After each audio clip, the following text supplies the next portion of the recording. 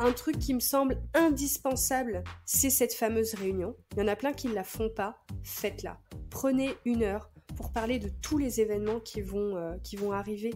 Faites cette réunion. Ça permet aux opérationnels de poser des questions essentielles au service commercial. C'est un point absolument essentiel dans votre organisation interne si vous faites de l'événementiel récurrent dans votre établissement. J'ai vraiment grandi, je dis l'hôtellerie-restauration parce que ça parle à tout le monde, mais j'ai vraiment grandi dans la gastronomie et donc la gastronomie passe par les hôtels-restaurants. Voilà, moi j'étais quelqu'un qui n'avait pas confiance en moi, ce qui a beaucoup changé avec l'entrepreneuriat. Ça m'a obligée à sortir de ma zone de confort.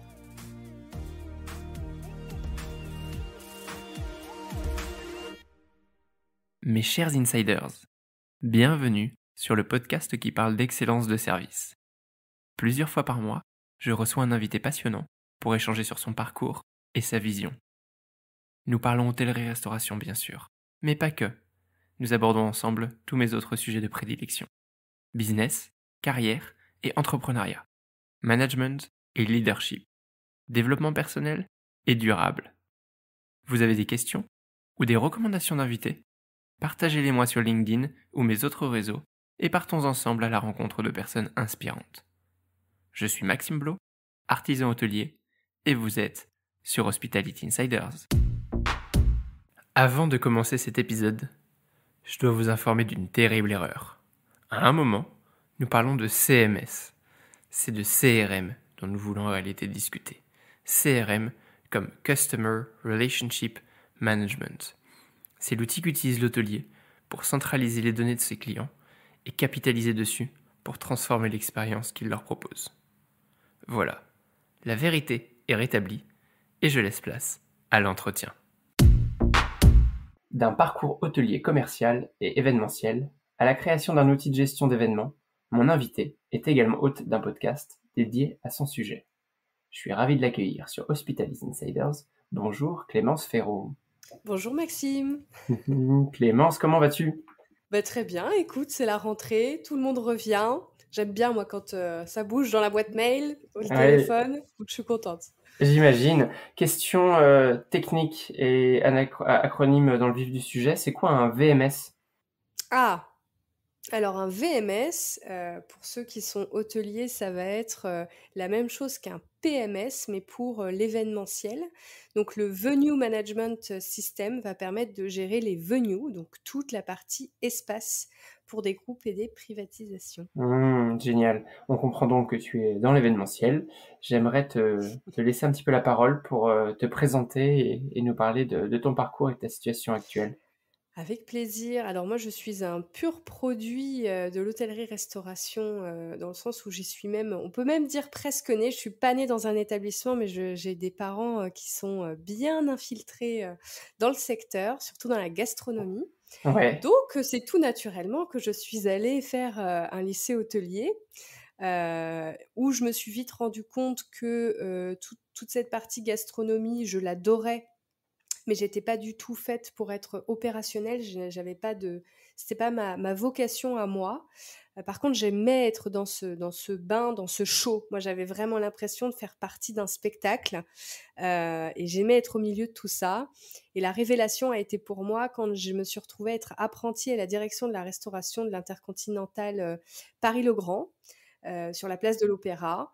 Et que là, on me dit, oui, tu vas assister donc le directeur F&B, mais tu vas aussi aider la commerciale qui s'occupe des restaurants de l'hôtel, dont le Café de la Paix. Et donc, ça a été mon bain du feu. C'est là où tout a commencé. J'ai adoré faire ce métier parce que du coup, j'étais toujours dans le show, mais j'étais en contact avec tout le monde. Donc, toutes les opérations, cuisine, pâtisserie, salle, l'hôtel, mais j'étais aussi en relation avec les clients directement, les hôtesses, enfin j'étais au milieu de tout, donc j'étais ravie. Et ça a un petit peu déclenché ma poursuite d'études, parce que du fait d'aimer ça, eh bien en fait je me suis dit je vais faire un master, alors qu'à la base je m'étais dit je m'arrête à la licence. J'avais simplement fait une licence pour sortir de l'opérationnel pur. Vu que je savais pas trop ce que j'allais faire en fait dans l'hôtellerie. J'aimais ça, mais je trouvais pas ma vocation. Donc c'est grâce à l'apprentissage de ma licence que je rencontre le commercial et le côté un peu stratégique aussi, parce qu'à l'époque, on refaisait le site internet du Café de la Paix et on a mis en place la fourchette. Donc ça remonte, mais c'était les prémices de toute cette arrivée digitale Oui, dans tout les à fait. établissements. Et moi, j'étais en plein milieu parce que j'assistais donc la direction FNB sur toutes ces parties-là et je trouvais ça hyper intéressant. Donc ça un peu, ça m'a poussé à continuer les études. Donc études, stages, enfin classique profil d'études hôtelières où on fait beaucoup de stages. Je sors de là, je vais au Plaza. Au département événementiel. Et puis ensuite, je vais un peu chez Fauchon. Je réfléchis, hein. Fauchon Plaza. Et là, en fait, ce qui s'est passé, c'est que quand j'étais chez Fauchon, je fais référencer les restaurants de la Place Madeleine avant l'hôtel Fauchon, pour ceux qui se souviennent. Donc, je fais référencer les restaurants parce que j'étais la directrice commerciale des Espaces Madeleine.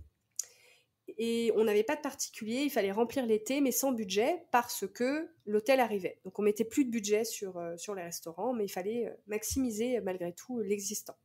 Donc je les référence sur une plateforme d'apporteurs d'affaires spécialisée en événementiel, et c'était un peu le grand boom à l'époque de toutes ces plateformes qui arrivaient, ces marketplaces. Et peu de temps après, mon contrat Fauchon s'arrête puisque l'hôtel arrivait et que en fait tout le monde était mis en stand-by. Et là, j'appelle cet apporteur et je lui dis voilà, moi je cherche un travail.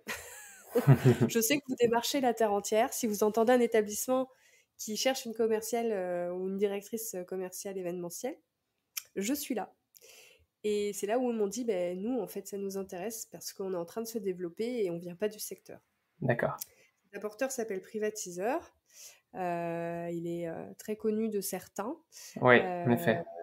Et pour moi, en fait, j'avais un grand plan dans ma tête parce que je l'avais vécu dans des hôtels dans lesquels j'avais travaillé.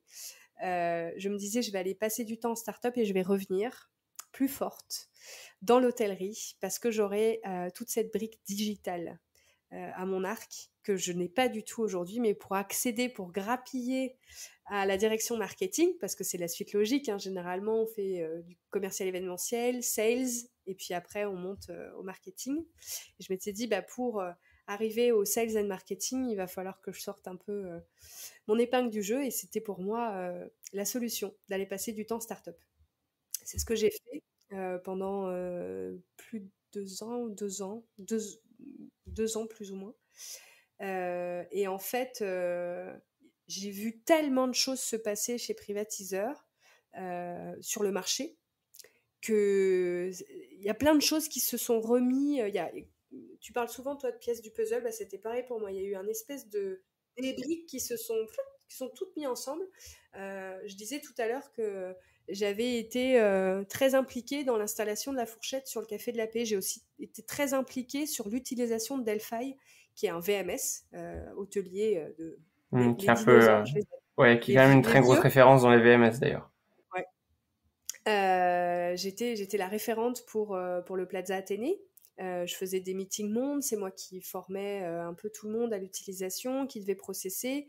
Et en fait, à l'époque, ça m'intéressait pas du tout, mais tout ça m'a énormément servi au fil de l'eau. Je remarque en étant chez Privatiseur, en travaillant avec des milliers d'établissements, le niveau moyen d'accueil d'un client, de réception de sa demande, de qualification de sa demande, d'envoi de propositions, de suivi, qui est pas glorieux. Et c'est là où je commence à me dire, mais en fait, le problème, il est là. Il n'est pas d'envoyer du volume aux gens, c'est de les aider à transformer. C'est devenu un peu mon obsession, de les former, de transmettre. Et au départ, je me suis dit que j'allais faire du conseil. Mais c'est pas un secteur le commercial événementiel, il y avait pas cette maturité de se dire on va D'accord, ouais, prendre c'est quelqu'un intéressant. pour ouais, c'était pas du tout dans les mœurs et j'étais très jeune, hein. Moi À cette époque-là, quand j'ai commencé à parler de tout ça, je pense que j'avais 27-28 ans. Donc D'accord, les ouais. gens se disaient, non, il faut qu'elle aille travailler encore. Elle est gentille.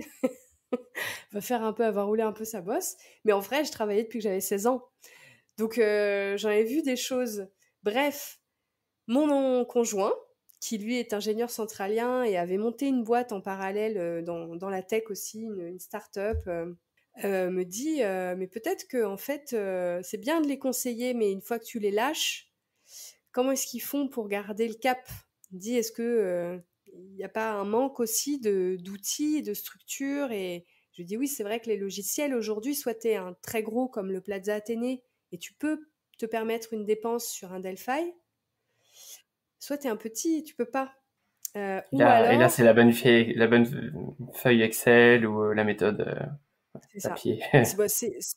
C'est rarement du papier quand même aujourd'hui. Je vais pas leur faire de la mauvaise pub. C'est de l'Excel, du Google Drive. Hmm. Voilà. C'est beaucoup, beaucoup, beaucoup de tableurs. Et donc, je lui dis oui, c'est vrai qu'il y a cet aspect-là aussi qui est compliqué aujourd'hui de s'équiper, d'avoir les bons outils. Et en étant chez Privatiseur pendant 2 ans, j'ai aussi travaillé pendant 2 ans avec des développeurs. Ce que j'avais jamais fait avant. On fait pas ça, nous, dans nos hôtels. Donc, la révélation de voir tout ce qu'on pouvait construire à partir de rien, et de me rendre compte Enfin, chez Privatiseur, on était une équipe de 3 ou 4 sur tout l'événementiel pro. Donc, pro, sous-entendu, événement d'ampleur avec devis, etc. Et on recevait des centaines de demandes par jour. Ouais, c'est énorme. Et on était 3 ou 4. C'est énorme. Donc, on y arrivait. Bon, on y arrivait pourquoi? Parce qu'on avait un outil. Alors même si on était entremetteurs, donc c'était pas le même métier, mais on avait un outil et on n'aurait jamais pu le faire sans outil. Donc voilà, tout a commencé un petit peu et mon associé, toujours visionnaire, me dit et au lieu de faire ton conseil en one-on-one, eh ben écris des articles de blog, raconte ce que tu as envie de raconter. Super. Voilà, donc Ouais. c'est comme ça que Booking Check a commencé. J'ai commencé à dessiner le logiciel que j'ai jamais eu. Parce que même si j'ai travaillé sur des Delphi, etc., ça reste des outils très complexes à prendre en main, très très complexes. Il faut être bien bien formé. Donc j'ai décidé, on va dire, j'ai dessiné la nouvelle génération. Mon associé, lui, a codé et m'a apporté toute la visibilité sur les technologies disponibles, que évidemment je ne maîtrise pas. Et à nous deux, on a créé Booking Check en 2017. C'est un beau duo. Comment tu le décris? On comprend bien la genèse de Booking Shake. Comment est-ce que tu le décrirais? Comment est-ce que tu le pitcherais aujourd'hui, Booking Shake? Et un petit peu, c'est quoi la différence avec... Moi, je connais les CMS, qu'on connaît bien dans l'hôtellerie-restauration. Oui. C'est quoi la différence avec un CMS? Et aussi, j'en profite sur toutes ces questions liées, c'est quoi ta cible de client? Ok. Alors, Booking Check, c'est la boîte à outils qui va permettre aux commerciaux événementiels de s'équiper sur les différents aspects de leur quotidien de travail. D'accord. Donc, il va y avoir le fait de capter toute la demande entrante et de la faire arriver automatiquement dans notre outil, parce qu'aujourd'hui, ils reçoivent des mails et ils doivent tout ressaisir. Donc, ils ont des temps de saisie qui sont très longs. Nous, on va enlever tout ça. C'est terminé. Il n'y a plus de temps de saisie. Et ensuite, à l'intérieur de l'outil, il va y avoir plusieurs briques. Il va y avoir toute la brique vraiment purement opérationnelle. Qualifier la demande, faire le brief, les fiches de fonction, enfin toute cette partie vraiment, quel est l'événement, pour qu'on puisse derrière faire une proposition au client et communiquer en interne. Donc il y a cette partie très opérationnelle de l'événement. Du coup, il y a la brique comptabilité avec tous les devis et les factures qui communiquent directement avec le projet. Donc tout se parle. Il y a toute la partie communication interne, parce que, bah oui, nous, on est un réceptacle au côté client, mais il faut qu'on recrache tout en interne, et des fois, beaucoup, beaucoup de gens différents, donc il faut que ça soit nickel de chez nickel en termes de com, sinon ça pète quelque part, généralement. Donc je pense notamment aux hôteliers qui ont des grosses équipes. Voilà, hein, quand on fait les réunions commerciales, oui, il y a les étages, la réception, toute la partie Oui, F&B absolument. qui est Ouais. là, enfin, il y a énormément de gens qui doivent pouvoir communiquer là-dessus. Donc, on est vraiment à la croisée des mondes de différents métiers. On a mis ensemble tous les aspects sur lesquels le commercial événementiel va être impacté. Et les dernières briques qui ont été ajoutées, c'est le fait de pouvoir communiquer avec le PMS hôtelier, C'était ma question mais suivante, justement, aussi, ouais. l'outil de restauration, la prise de réservation, donc les zen chefs, par exemple, qui permettent aux restaurants de gérer toutes leurs réservations. On communique aussi avec eux parce que l'événementiel peut se faire sur les restaurants. Donc ça, c'est pour que fait Booking Check. Donc nous, on dit toujours que grâce à Booking Check, on peut l'établissement va pouvoir exploser en termes de possibilités, parce qu'en fait, avant, on passe tellement de temps à faire des choses qui sont très, très, très chronophages qu'on n'a pas le temps de s'occuper vraiment de son établissement pour le rendre encore plus sous la lumière auprès de ses Bien clients, sûr. quoi. Toutes ces choses qui prennent du temps, comme la qualification client par téléphone, ça va être rendu possible grâce à des outils qui vont faire gagner du temps sur d'autres choses. Ouais, je vois. La saisie des réservations. Ouais, complètement. Qui est connu dans l'hôtellerie, hein. C'est-à-dire qu'en hôtellerie, ça paraîtrait complètement délirant de recevoir un email pour une nouvelle réservation et de devoir la saisir dans le PMS. Alors, Et malheureusement, pourtant, je crains qu'il y ait des hôtels qui le fassent encore, mais oui, tout à fait, c'est complètement fou. mais C'est c'est aberrant, on peut encore, le dire. ouais, mais on le sait. Je veux dire, s'il y en a qui le font encore, etc. Malgré tout, on a cette maturité de se dire, non, mais c'est délirant. Au sein du même hôtel qui va avoir des outils hyper développés sur l'hébergement, l'équipe commerciale va tout saisir à la main et être sur Excel. Donc il y a un énorme décalage entre ce qui se passe côté hébergement et D'accord. côté Ouais, événementiel. c'est hyper Après, tu me intéressant. Je te disais demandais la cible, la justement, et différence la différence avec le aussi. CMS, ouais.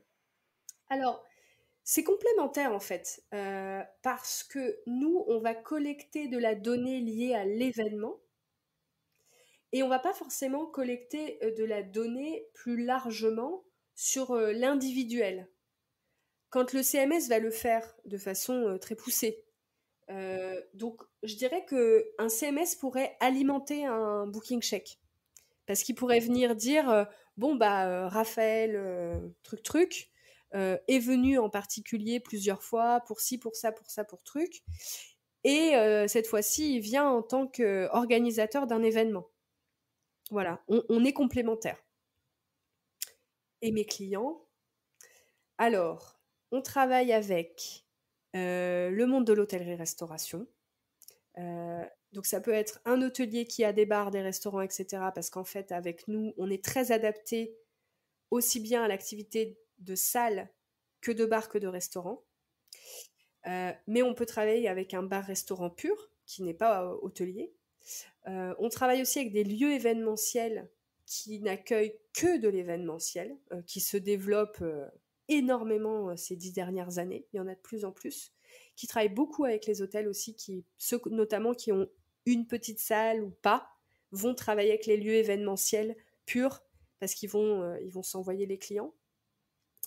On travaille un petit peu avec les centres d'affaires, les centres de conférences, qui sont du coup des gros mastodontes. D'accord. Et qui utilisent quand même votre solution, c'est génial. Oui, oui. Notamment, c'est à Paris, la maison de l'UNESCO, je pense que ça parlera à tout le Waouh. monde. Voilà, on a aussi des centres de conférences en province. D'accord. Voilà, Oui, donc ça, c'est quand même assez un large. petit peu les centres de... Oui, à partir du moment où il y a du groupe et de la privatisation, on n'est pas loin. Ouais, c'est clair. Et quel prix est-ce qu'il faut compter sur un booking check? J'imagine qu'il y a différents packages peut-être, mais Oui, pour se donner une idée un peu de la grille oui, bien tarifaire. sûr. Alors, Booking Check commence autour de 100 € par mois. D'accord, ouais. Donc 100 € par Tout mois, tu as déjà compris. une plateforme à disposition sur laquelle tu peux gérer un événement de A à Z dans le logiciel. Le prix va dépendre du volume d'événements qui est géré par l'établissement. C'est comme ça qu'on va pouvoir avoir des prix différents sur un centre de conférence qui a 50 espaces, vs un hôtelier qui a un Hmm, espace, mais qui malgré tout a un volume qui lui nécessitent un outil. Donc voilà, les petits payent un prix accessible et les gros, qui nous en demandent beaucoup généralement, payent un prix plus important, mais ils savent pourquoi. Voilà, donc on a vraiment... Et ce prix a été imaginé avec nos utilisateurs. Ça, c'est une partie très importante de notre ADN. On fait quasiment tout avec nos utilisateurs, que ça soit imaginer une nouvelle fonctionnalité jusqu'à notre grille tarifaire. C'est hyper intéressant. Je voulais un petit peu parler pur événementiel parce que c'est ta spécialité. Pourquoi pas spécialité, enfin pourquoi pas événementiel hôtelier d'ailleurs, parce que pour le coup ce serait plus mon audience sur Hospitality Insiders. Est-ce que tu as un peu une checklist des bonnes pratiques dans l'organisation d'un événement, les points clés à respecter, un petit peu un ordre, les choses à ne pas oublier quand on organise un événement? Alors, donc je vais vraiment parler purement de l'organisation, hein. Je me concentre que là-dessus. Donc, le premier point, c'est que je vais recevoir ma demande. Et pour moi, l'élément clé indispensable qu'on doit tous faire, c'est un appel de qualification. D'accord. Il doit y avoir une fiche, alors soit digitale quand on a un outil, soit sur un tableur ou peu importe, se faire une fiche en préalable de toutes les questions qu'on va poser et pourquoi on les pose. Il faut qu'elles aient du sens. Si on pose des questions pour poser des questions parce que ça fait bien, ne le faites pas, ça sert à rien. Mais ayez pensé à cette fiche de quelle data vous avez besoin de collecter et faites cet appel de qualification, mais pas seulement pour vous, mais aussi pour le client, parce que ça lui permet à lui de créer un lien de confiance avec vous. Pour moi, ça, c'est vraiment le premier élément. Ensuite, quand on organise un événement avec un client, le deuxième point, c'est qu'à la suite de cette qualification, on va faire une proposition généralement tarifaire. Moi, j'aime bien que cette proposition tarifaire soit structurée selon le déroulé prévisionnel de l'événement. Parce que du coup, on a une référence avec le client commune sur un déroulé et on sait où les prestations viennent s'implémenter dans le déroulement et le client a une vision claire de ce déroulement et nous aussi. Donc d'abord le café d'accueil, puis la location de la salle et l'installation, la pause qui va y Comme avoir en 2 heures plus hôtellerie, tard. Okay. on peut parler sur plusieurs jours, sur plusieurs espaces. Pour moi, ce déroulement, il est très important, mais je trouve que c'est très fastidieux de devoir envoyer un déroulement type au client, plus une proposition tarifaire, plus éventuellement une plaquette sur mesure parce qu'on veut faire une plaquette avec la proposition tarifaire à la fin. Moi, je pense qu'il y a des choses qui marchent très bien, c'est faire un devis, donc la proposition tarifaire avec le déroulement incrusté dans le devis. Donc, sous chaque temps fort, il y a les prestations et les services. Et à côté, envoyer une plaquette qu'on peut adapter si besoin, mais pas trop sur mesure pour pas trop perdre de temps, plutôt se faire un truc un peu à la Canva où on peut choisir les pages qu'on veut mettre, ou même avec PDF, on peut faire ça, on peut dire je veux la page 1, 4, 5, 6, 8 et 12 et c'est tout quoi. Voilà, j'aurais tendance à partir là-dessus. C'est là où va rentrer un petit peu le moment d'échange avec le client, notamment dans le monde du luxe. On est quand même sur des événements avec alors, déjà, c'est des événements qui sont très importants pour les clients. Quand ils viennent dans des établissements de renom pour faire un événement, ils veulent aussi profiter de l'image de marque que va transmettre l'établissement auprès des invités. Il y a un double effet. Donc, il faut vraiment qu'on ait compris parfaitement le besoin du client. Moi, j'aime la visite client physique et qu'on refait se dérouler ensemble dans les espaces. On imagine. Et c'est là où souvent aussi, il y a plein de petits trucs qui vont sortir. Ah oui, mais alors là, j'avais pas remarqué sur les plans d'archi que vous m'avez envoyés, en fait, la prise est là pour le montage, ça va pas, et par où est-ce qu'on va faire passer tel truc. Bref, il y a plein de détails techniques qui vont arriver à ce moment-là. Et encore une fois, le client, il est content de se faire inviter. Complètement. C'est sympa, parce que les et autres puis le de font pas forcément. visualiser vraiment le lieu sur lequel va se passer son événement. Donc, il visualise le lieu, il voit tout ce qui coince parce qu'il s'en était pas Nous, on le connaît par cœur, notre établissement, pas le client. Donc, il peut passer à côté de certains détails. Et puis, on continue d'enfoncer le clou de la relation. On se voit en vrai. Et donc, on se fait une blagounette, on offre un petit café, on devient copains. Effectivement. Sachant que dans l'idée, Euh, c'est quand même toi qui vas le retrouver aussi le jour de l'événement, si possible, pour oui, créer un petit peu tisser ce lien aussi de oui, l'avant, oui. pendant et puis même le après. Oui, moi je crois pas du tout aux deux équipes avant signature, après signature. Ouais, je suis d'accord. Je pense que c'est une erreur de, de relationnel client, Ouais, je suis d'expérience client. entièrement d'accord avec toi. Ouais. Une fois que le client a visité, qu'on a fait les 10 000 allers-retours, parce que souvent il y en a beaucoup, on arrive à la signature. Mais comme on a déjà fait le brief avec la qualification, qu'on a un devis avec le déroulement, qu'on a toutes ces prestations et ces services dans le déroulement, le travail opérationnel, il est déjà énormément dégrossi. Généralement, il reste à confirmer les choix de menus éventuels, à confirmer des horaires d'arrivée, de départ, etc., s'il y a des intervenants sur du montage, etc., d'événements, et aussi sur le nombre final d'invités. Des fois, le client organisateur ne le sait que quelques jours ou quelques semaines à l'avance. Quelques jours, bon, on n'aime pas trop, mais voilà. Mais on a déjà fait quasiment tout. Et ensuite, on va rentrer dans le travail de communication en interne avec les fameuses fiches de fonction. C'est ce Alors, que ça, l'hôtelier que je suis et que sont certains des auditeurs en réception dans les restaurants, ouais. on les connaît très bien, ces fiches de Ouais, fonction qu'on reçoit. alors, pour moi, ces fiches de fonction, telles qu'elles ont été imaginées dans nos process actuels, posent un énorme problème en communication interne qui, enfin, pour moi, tel qu'on est processé aujourd'hui par les outils qu'on a, hein, c'est pas de notre faute, c'est que il y a une chance sur deux que ça finisse en petite dispute. Pourquoi?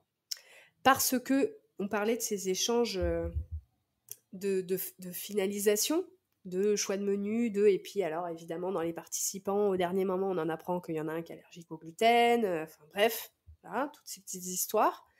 Et ce qui fait que nous, côté commercial, eh ben, on va avoir devis V1, V2, V4, V5, V6, V7, etc. On envoie au fil de l'eau, parce qu'il faut quand même que nos collègues aient une idée globale de ce qui va se passer pour s'organiser en termes de staff, de production, enfin voilà, ça a un impact sur vous tous. Bref, on se retrouve à une équipe va être sur la V6 quand on est déjà à la V8. Enfin Ouais, bien bref, sûr, il y a ouais. plein de... Personne n'est sur la même version Moi, j'ai des parce que... souvenirs cuisants de me rendre compte qu'il y a une erreur et d'aller dans le restaurant, dans l'office du restaurant, et de me rendre compte que l'affiche qui est affichée justement, c'est 3 versions derrière et qu'il manquait une information cruciale qui était mise des dernières minutes. C'est ça. Donc, on se retrouve à faire les réunions d'équipe une semaine avant, où déjà on essaye d'être tous sur la même version. Mais malgré tout, entre cette réunion d'équipe et le jour J, il peut encore y avoir des changements clients. Et c'est là où c'est compliqué parce que nous, les commerciaux événementiels, c'est pas de notre faute. On est obligé de prendre en charge ce changement parce que ça fait partie de notre service client. Bien sûr.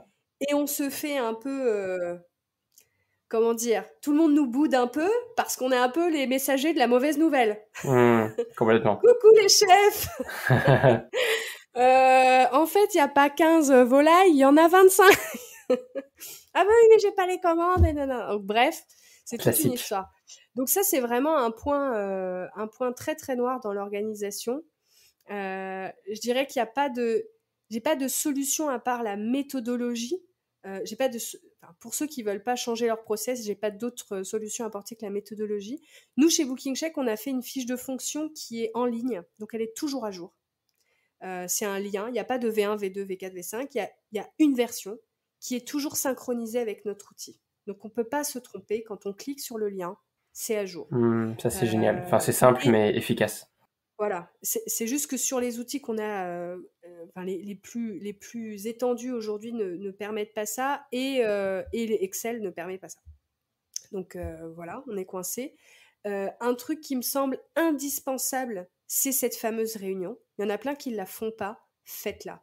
Prenez 1 heure pour parler de tous les événements qui vont arriver la semaine d'après ou les 2 semaines, enfin, selon votre organisation en interne. Faites cette réunion. Ça permet aux opérationnels de poser des questions essentielles au service commercial. Et qu'ils ne vont pas poser, s'imprégner des événements à venir, du calendrier.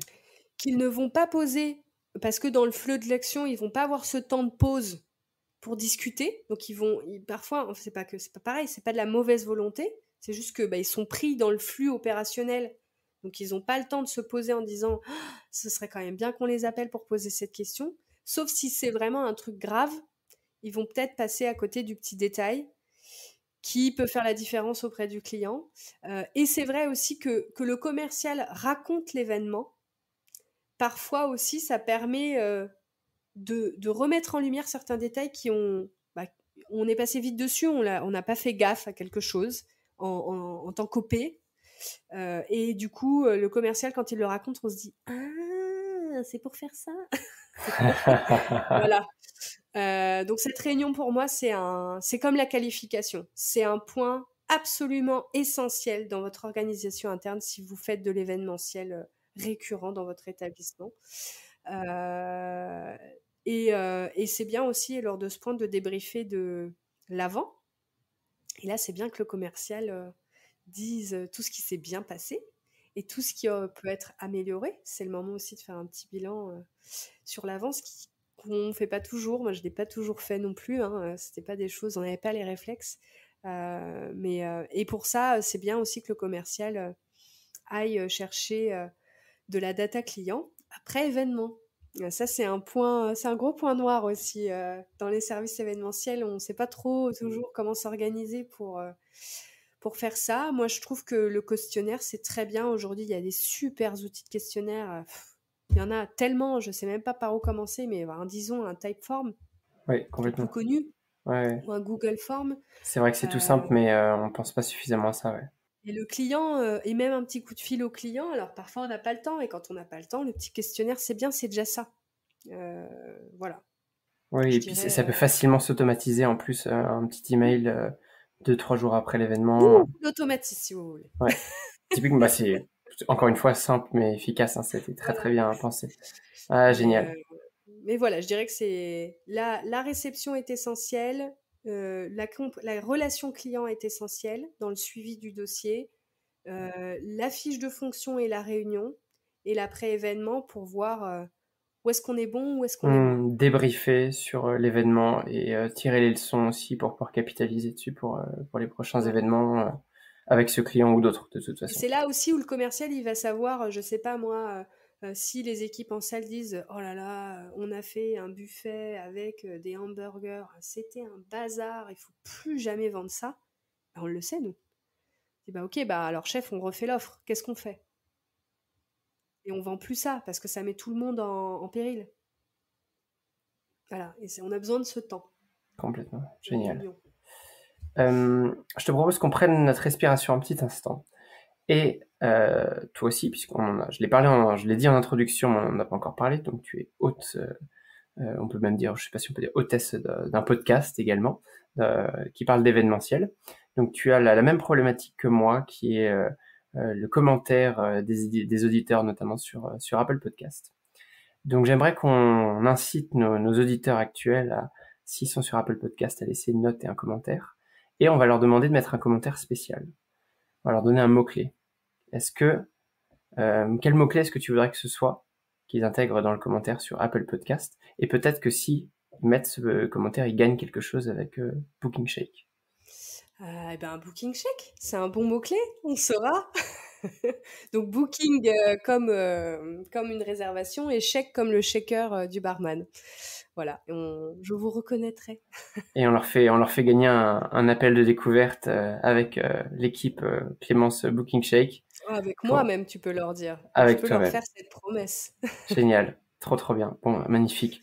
On va faire quelques boucles retour sur ton passé. Tout à l'heure, tu nous as pas dit toute la vérité, puisque tu nous as dit que tu venais d'une famille hôtelière. Mais elle est plus qu'hôtelière. C'est que j'ai appris du coup et j'ai compris que en fait ton père est meilleur ouvrier de France, maître d'hôtel, c'est ça? C'est ça, oui. Waouh. Tu peux nous donner ton nom? Il a le même nom de famille que toi, du coup? Même que moi, donc Ferrault, avec un F comme François, Erault.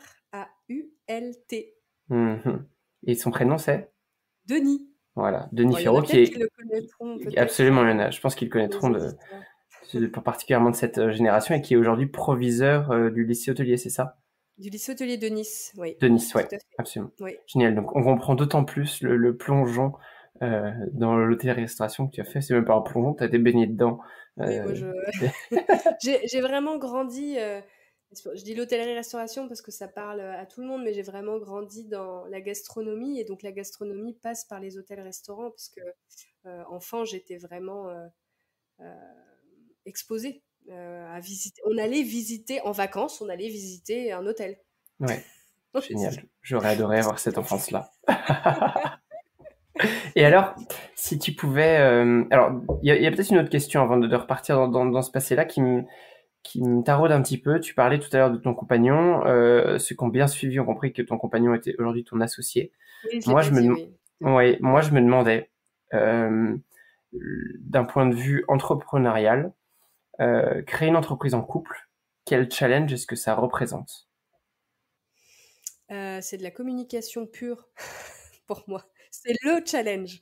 Alors, je trouve que on a tendance à croire que c'est très dur. Je trouve pas que ça l'est forcément, dans le sens où quand on travaille, on a tendance à être plus dans le raisonnement que dans l'émotion. Évidemment, il y a aussi une part d'émotion parce que parfois, si on rate quelque chose ou voilà, quand il y a une émotion négative, il faut la gérer parce qu'on est une et seule même personne. Mais dans sa construction professionnelle, quand on réfléchit à construire une entreprise, on est dans quelque chose de très raisonné, en se disant, OK, on va créer, quand on crée un parcours pour son client, c'est du raisonnement.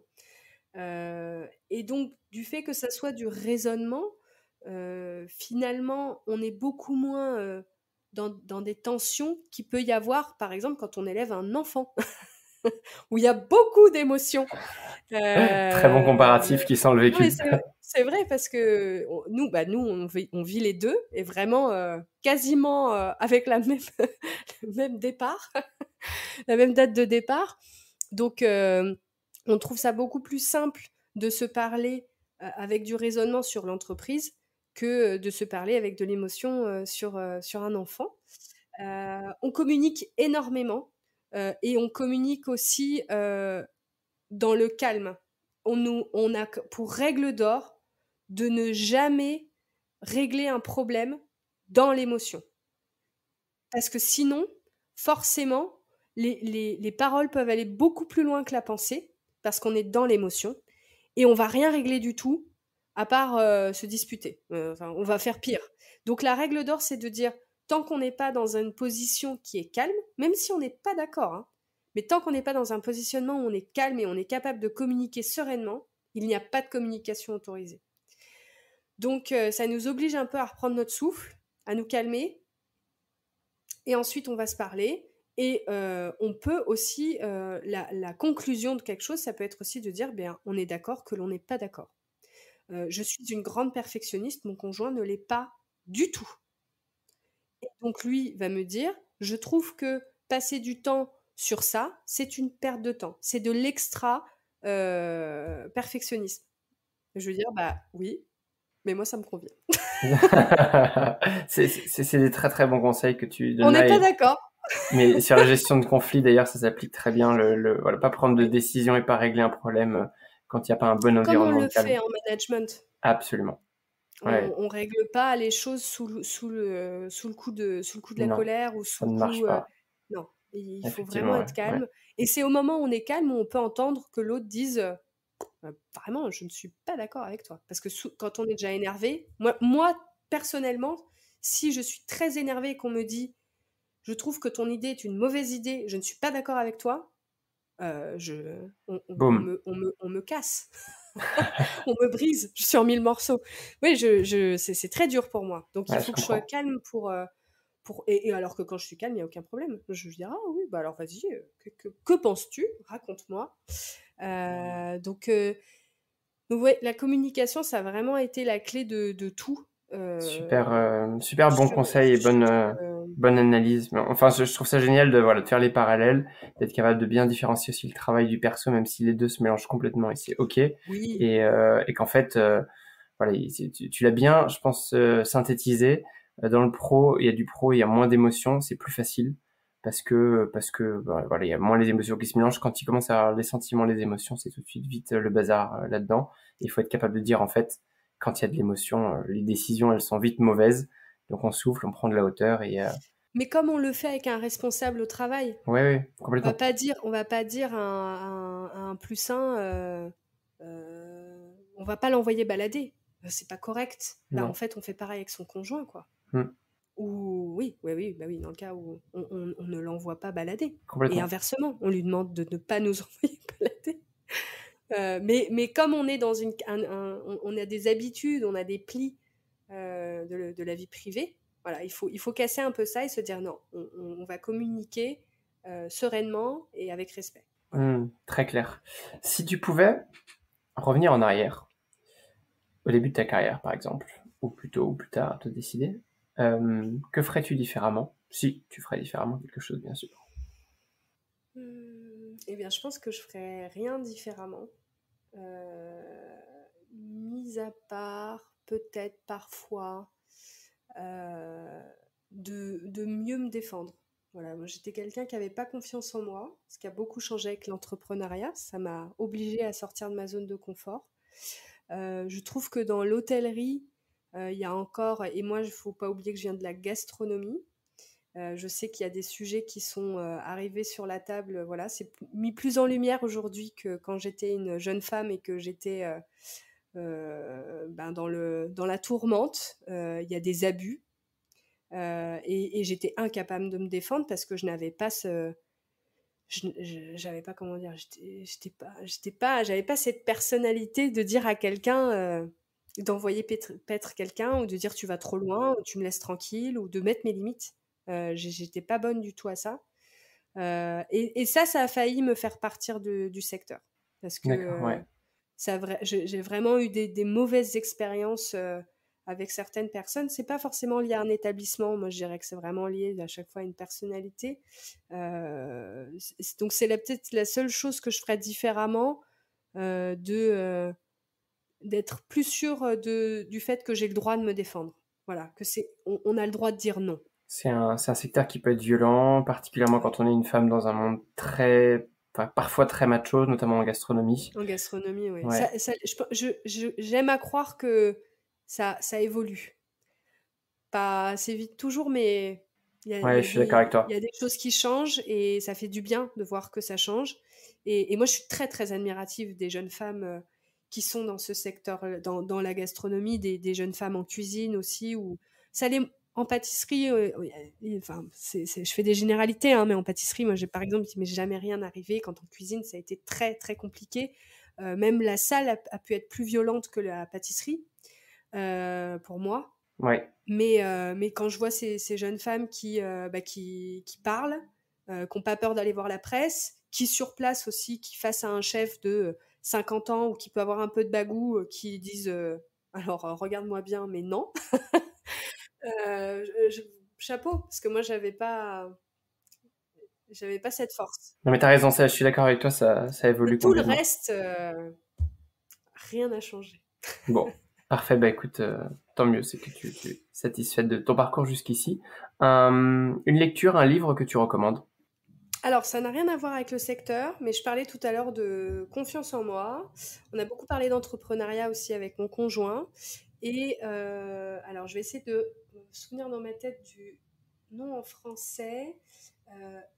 Je crois qu'en français, c'est L'art de s'en foutre, qui est un livre un peu business, d'inspiration, c'est une philosophie, un peu comme La semaine de 4 heures ou dans cette mouvance-là. Et en fait, c'est un livre qui m'a beaucoup aidé à concentrer mon attention. Comme je disais, je suis une perfectionniste. Je pense que c'est souvent le cas quand on vient de l'hôtellerie de luxe et de la gastronomie. On est des grands perfectionnistes. Je pense que ça fait un peu partie de notre personnalité. Et c'est pour ça qu'on est attiré aussi par ces métiers-là, je pense. Mais parfois, dans l'entrepreneuriat, c'est vraiment des choses qui peuvent nous bloquer. On peut avoir un peu un boulet au pied à cause de ça parce qu'on passe des heures sur des sujets qui ne servent à rien et qui ne rapportent aucune valeur à court terme au projet. Moi, la première. Et en fait, l'art de s'en foutre, l'idée, c'est de dire, il faut choisir les sujets sur lesquels on décide de donner de l'attention. On ne peut pas être parfait partout, tout le temps. Complètement. Choisir ses combats.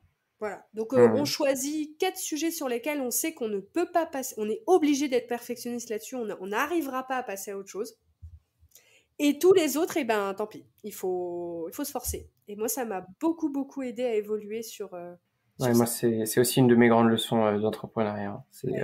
l'art subtil de s'en foutre, pour reprendre le titre. Voilà. Et je pense L'art que subtil de s'en foutre. je vais rentrer dans ton club aussi. Il faut que je m'applique quelques-uns de ces conseils. Et notamment aussi parce que moi, j'ai entrepris dans la tech, qui est pas du tout mon monde. Quand il y avait un bug, les premières fois, j'ai cru Panique que à j'allais bord. m'évanouir. J'étais au Ouais. bout de ma vie de devoir dire à quelqu'un, oui, il y a un bug, nous allons le réparer, ça peut prendre plusieurs heures. Pour moi, c'était impossible parce qu'on est aussi dans des métiers où c'est immédiat. Bien sûr. Un plat qui plaît pas, on va voir le chef tout de suite, on le change. Une chambre où ça va pas, il y a quelqu'un qui monte en chambre avec le client et qui va voir ce qui se passe. Nous, on est immédiat. Et donc, j'ai changé de secteur et donc, il fallait aussi que j'arrive à me détendre, hein, parce que sinon, j'aurais tourné de l'œil assez rapidement. Donc, Clairement. ça m'a beaucoup aidé. Ah, c'est génial. Dans cette lignée ou une autre, une citation favorite? C'est une citation qui m'a beaucoup suivie, notamment pendant le Covid. Je sais même pas de qui elle est parce qu'elle est tellement utilisée un peu partout, mais je trouve que ça nous va bien. C'est ensemble, on est plus fort. Hmm. Et ça m'a beaucoup suivi dans toute ma vie professionnelle. J'ai appris tout des autres. Tout vient d'une rencontre, d'une collaboration, c'est aussi ce qui me nourrit beaucoup dans ma vie personnelle. Moi, je me ressource beaucoup à travers mes amis, ma famille. Donc voilà, je trouve que ça résonne dans plein d'endroits. Ouais, je suis d'accord avec toi. Puis je pense qu'on ferait pas ce métier non plus si on n'aimait pas le travailler en groupe, si on n'aimait pas Mm. le côté communauté aussi. Euh, absolument, je te rejoins complètement là-dessus. Après toi, qui est-ce que tu aimerais voir invité sur Hospitality Insiders pour nous parler événementiel, excellence de service ou tout autre Alors, sujet pas en pour lien? parler événementiel, mais puisqu'on en a parlé rapidement, je pense que mon cher papa, Mhm. Denis Ferraud, Ah oui, a ça beaucoup de pourrait être choses à intéressant. raconter, et ses acolytes, hein, parce qu'il y a d'autres messieurs autour de lui que j'ai eu la chance de rencontrer, et dames aussi, qui sont vraiment dans ces métiers d'art du service, qui sont des métiers qui n'ont pas toujours beaucoup de lumière ces derniers temps, et pourtant, qu'est-ce que ça peut être incroyable, un beau service, parce que le show est là, c'est en salle, hein. Il faut, voilà, donc je pense que c'est des gens à qui il faut redonner la parole. Je suis d'accord. Ouais. Et qu'on plein. Alors, je parle de mon père parce que je connais ses histoires et je sais qu'il a plein d'histoires croustillantes. Mais voilà, il y a plein de grands directeurs de restaurants aussi qui sont passionnants et qui ont de très belles idées. Et il y a des jeunes pousses qui sont plus vieux que moi, ou plus jeunes que moi, mais notamment à travers le concours du trophée du maître d'hôtel. Moi, j'ai pu découvrir un peu la nouvelle génération de directeurs de restaurants ou de maîtres d'hôtel. Euh, Il y a des mecs géniaux. Enfin, il faut vraiment qu'il y ait des hôteliers. Messieurs les hôteliers, investissez dans ces jeunes gens. Ils vont vous remplir vos restaurants. On va s'éclater. Très bon message. Ouais, je suis d'accord avec toi. Et c'est une bonne idée aussi de proposer ton père. Ça pourrait être drôle. Ça fera en plus des Oui. liens avec toi. J'aurais deux férots Ah oui, oui, pour le prix d'un. tu pourras faire ton petite analyse Ouais, complètement. psychologique. Euh, Quelqu'un qui souhaite un petit peu qu'on continue la conversation ou qui a des besoins de services événementiels ou qui a envie de suivre aussi ton podcast parce qu'on en a trop peu parlé, mais donc tu as un podcast vraiment événementiel, tu peux peut-être aussi le pitcher là. Mais Euh, comment est-ce qu'on peut aussi te contacter en fonction de alors, nos besoins? Euh, LinkedIn, ça va vraiment être le réseau numéro un sur lequel je vous invite à venir me retrouver. J'ajoute, à partir du moment où vous êtes dans mon secteur, je vous rajoute avec plaisir. Je suis très active sur ce réseau, donc je poste pas mal d'actualités, notamment de contenu. sur voilà, plein de conseils, les podcasts qui Ça, sortent. sachant que tu as un blog aussi sur lequel tu as des articles, il y a Oui, beaucoup de lectures sur oui. ton sujet. Donc moi, je produis un blog pour Booking Check qui permet d'accompagner tous mes utilisateurs sur des sujets stratégiques. Mon blog n'est pas un blog sur mon produit, c'est un blog de conseils. Donc que vous soyez utilisateur Booking Check ou pas, ça change rien. Quand il y a des nouveaux articles, on communique sur LinkedIn, donc vous serez au courant. Le podcast s'appelle Event Check et c'est vraiment un podcast dédié aux gens qui accueillent de l'événementiel, que ce soit un hôtel, un lieu événementiel, un centre de conférence, peu importe d'où vous venez, un vignoble, enfin, à partir du moment où vous accueillez de l'événementiel, vous êtes les bienvenus. Il y a des sujets qui vont normalement vous intéresser. Et après, en personnel sur LinkedIn, je fais des petits posts réguliers en fonction de mes conversations avec mes clients et autres, sur des petites astuces, des petits conseils du quotidien. Et comme pour Hospitality Insiders, j'ai une newsletter où on va tous les mois, une fois par mois, dire les articles et les podcasts qui sont sortis. Et aussi expliquer un petit peu notre actualité d'équipe et de produits. Voilà, donc, mais notamment sur la newsletter, la grosse partie est liée aux articles et aux podcasts, donc on peut aussi s'inscrire pour avoir le menu du mois. Magnifique, le menu du mois, belle référence à nos métiers. Comme toujours sur ce podcast, je mettrai les références en note, donc facilement accessibles. Et enfin, je vais te laisser le mot de la fin, ma chère Clémence. Si tu avais un dernier message à faire passer aux insiders, donc notre fameuse communauté, quel serait-il ? Eh bien, je dirais, soyez curieux. On en a parlé souvent avec Maxime en off sur le fait qu'on a été une génération en manque de contenu. Je trouve qu'il y a de plus en plus d'initiatives, que ce soit par des événements comme on parlait du concours tout à l'heure qui permet de montrer des jeunes talents, faire des nouvelles façons de servir, des nouveaux shows en salle, mais ça peut être aussi à travers tous les contenus que nous, on crée.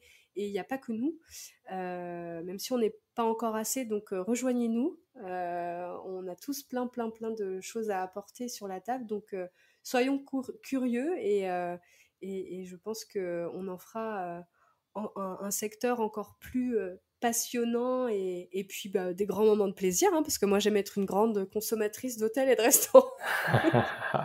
Lâchez-vous, hein, je serais ravie de venir tester. Je te rejoins.